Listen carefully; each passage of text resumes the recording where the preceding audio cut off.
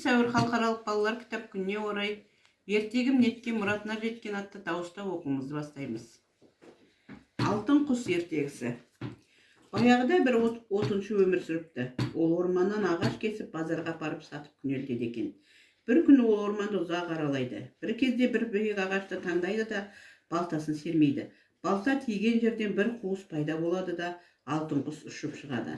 Анадай жердегі бұтаққа барып қонған құсқа тіл бітіп адамша сөйлейді.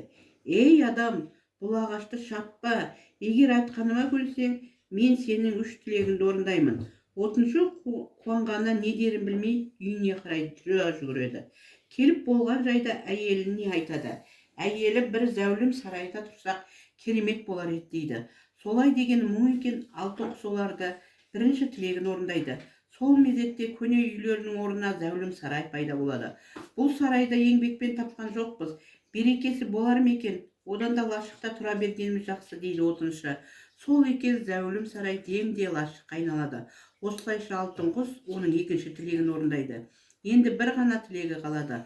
Ұзақ ойланған отыншы, Құдай бізге күш-қуат берсе, зәулім сарайды да, ғажайып бақты да өз еңбегімізбен салар едік дейді. Алтын құс үшінші тілегін орындаған болар. Содан кейін отыншы мен әйелінің істері оңға басып, бақытты ғұмыр кешіпті.